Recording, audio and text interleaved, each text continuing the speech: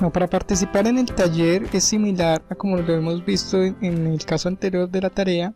El icono pues ya son como dos personitas con una nubecita hablando. Igual damos un toque o un clic sobre el título del taller. Y aquí en el taller hay unas fases, esto es importante verlo. Por ejemplo, en este caso hay una fase de configuración que esto se encarga el docente, el profesor, el maestro. Va una fase de envío, luego va una fase de evaluación, una fase de calificación y un cierre.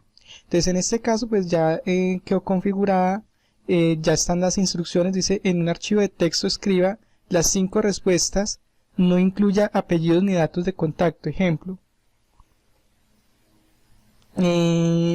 entrevistado 1, nombre Mauricio, le gustaría estudiar sobre negocios y temas útiles para la vida cotidiana. Entonces este taller dice que empiece a preparar su envío. Lo que debemos hacer es venir a este botón y dar un clic. Aquí están las instrucciones. Dice que en un archivo de texto vamos a escribir 5 respuestas. 5 respuestas a qué? A una entrevista. Pronto aquí no nos quedó muy claro el taller.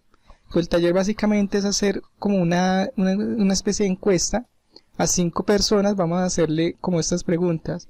El nombre y si le gustaría estudiar sobre negocios y temas útiles para la vida cotidiana. Entonces cuando uno le da clic en empiece a preparar su envío, se nos abre nuevamente un módulo donde tenemos un título. Por ejemplo, si aquí tenemos, nos está diciendo que el título es obligatorio, por ejemplo podemos ponerle taller 1 y contenido del envío. Entonces aquí por ejemplo estaría el primer nombre. Vamos a copiarlo aquí, entrevistado. Vamos a utilizar esta misma, copiar y control V. Bueno, ya lógicamente pues aquí ustedes deberían estar resolviendo la tarea según lo que estén estudiando. Entonces por ejemplo aquí ya no sería el entrevistado 1 sino el entrevistado 2. Ya aquí ya no sería este nombre sino otro nombre.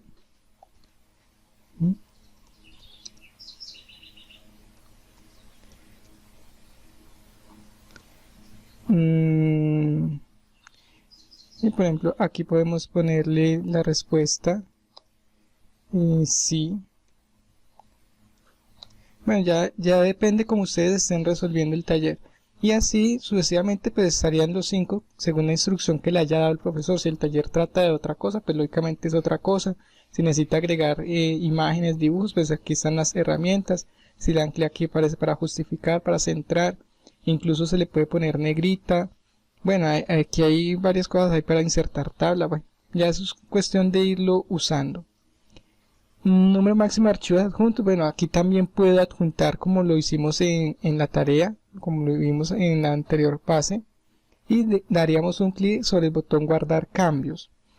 Por ejemplo, aquí me está haciendo la observación que el documento se me fue. Puede ser en diferentes tipos. Aquí hay dos cosas importantes. Es que aquí ya va a quedar el título que le puse, que fue taller 1 por el alumno tutoriales, la fecha de envío.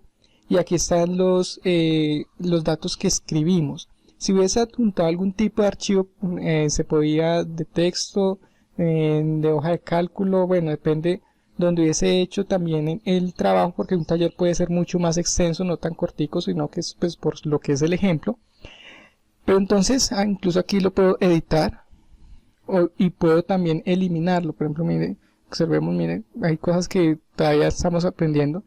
Aquí era lo que les iba a mostrar, que puede ser un documento de texto del Word antiguo, del Word nuevo, EPUB, bueno, ODT, todo, en PDF, todo eso es para puros documentos de texto. Por ejemplo, aquí no está el XLS, o sea que no se puede incluir.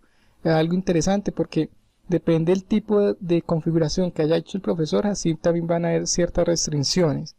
Entonces vamos a decirle nuevamente guardar cambios. Y aquí vamos a hacer otras dos observaciones. Vamos a mirar si de pronto aquí en las activadas, vamos a regresar un momento. Aquí en el ejemplo de taller, recordemos que habían unas fases. Entonces aquí está, fase de configuración, fase de envío. Entonces, por ejemplo, aquí ya este alumno envió el taller. sigue una fase de evaluación. Entonces, esa fase de evaluación ya depende del profesor. Entonces, en ese caso, el alumno debe esperar a que el profesor entre y revise. Y luego hay una fase de calificación, de evaluación. Entonces, ¿qué es lo que sucede? El sistema de taller permite que los mismos alumnos también vean otros talleres de otros compañeros, pero de forma anónima, aunque también se puede dejar con el nombre visible, pero generalmente se utiliza de forma anónima, también para retroalimentarse, ¿sí? Y entonces ellos también deberían entrar a calificar otros talleres, cosa que no sucede en las tareas. De pronto ahí es una de las grandes diferencias, y por eso les decía que a medida que uno lo va haciendo, va entendiendo muchas cosas. Entonces, el taller, en resumen, tiene una fase de configuración que la hace el profesor, una fase de envío, que es donde ya el estudiante o el aprendiz resuelve ese taller que puso el profesor. Por ejemplo, en este caso hicimos un ejemplo de como una encuesta, y ya sigue las otras tres fases, una fase de evaluación y la fase de interacción con los compañeros, y finalmente un cierre. Entonces, esa herramienta es muy interesante y permite generar un conocimiento mucho más práctico y comunitario, o sea, permite que haya una interacción entre los diferentes participantes de un curso.